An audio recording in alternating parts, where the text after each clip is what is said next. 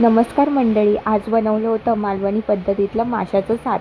तर सर्वप्रथम सर्व बांगडे स्वच्छपैकी साफ करून घेतले, त्यांचं डोकं काढून घेतलं आणि पोटामध्ये असलेली घाण त्यांची व्यवस्थित काढून घेतली आणि त्याच्यानंतर स्वच्छ पाण्याने हे सर्व मासे धुवून घेतले.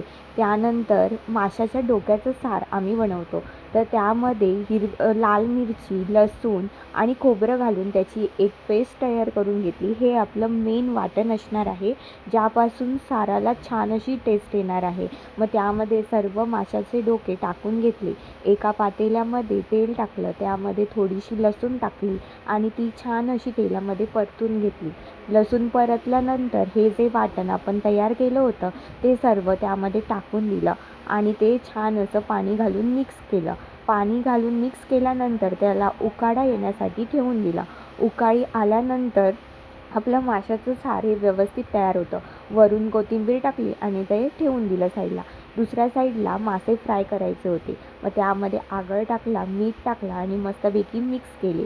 त्यानंतर मसाला, हळद आणि आलं लसूणची पेस्ट टाकली आणि ते सुद्धा व्यवस्थित सर्व मिक्स करून घेतलं. मिक्स करून घेतल्यानंतर त्यामध्ये थोडं तेल टाकलं. तेल टाकल्यामुळे काय होतं माहिती आहे का, हे मसाले सर्व माशांना व्यवस्थित लागतात. मग ते तांदळाच्या पिठात थोडा मसाला आणि मीठ टाकून त्याचं हे माशामध्ये कोटिंग केला आणि तव्यावर